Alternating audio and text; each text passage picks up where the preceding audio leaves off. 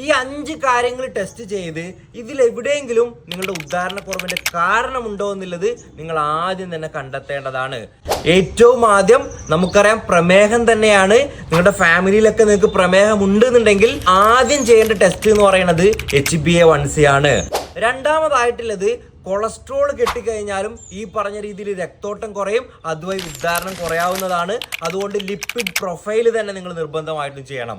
മൂന്നാമതായിട്ടുള്ളത് thyroid പ്രശ്നം പുരുഷന്മാരിൽ വരികയാണെന്നുണ്ടെങ്കിൽ അതിനെ കൊണ്ട് ഉദാഹരണക്കുറവ് വരാവുന്നതാണ്. അതുകൊണ്ട് തന്നെ TFT എന്ന് പറയുന്ന തൈറോയിഡിന്റെ ടെസ്റ്റ് ചെയ്യുക. നാലാമതായിട്ടുള്ളത് യൂറിക് ആസിഡിന്റെ പ്രശ്നമാണ്. യൂറിക് ആസിഡ് വരികയാണെന്നുണ്ടെങ്കിൽ രക്തധമനികളുടെ ഭിത്തികളെ ഡാമേജ് ചെയ്യുന്ന എൻഡോത്തീലിയൽ ഡിസ്ഫങ്ഷൻ നടക്കും. അതുകൊണ്ട് തന്നെ യൂറിക് ആസിഡ് ഉണ്ടോ എന്നുള്ളത് നിങ്ങൾ ചെക്ക് ചെയ്യേണ്ടതാണ്. ഏറ്റവും അവസാനമായിട്ടുള്ളത് നമുക്കറിയാം വിറ്റാമിൻ D കുറഞ്ഞു കഴിഞ്ഞാലും ഈ പറഞ്ഞ രീതിയിൽ ഉദാഹരണക്കുറവ് വരാവുന്നതാണ്. ഉദാഹരണക്കുറവോ മറ്റു ബുദ്ധിമുട്ടോ നിങ്ങൾക്ക് ഉണ്ടോ, നിങ്ങൾ ടെൻഷൻ അടിക്കേണ്ട, ധൈര്യമായിട്ട് നമ്മൾ കൺസൾട്ട് ചെയ്തോളൂ.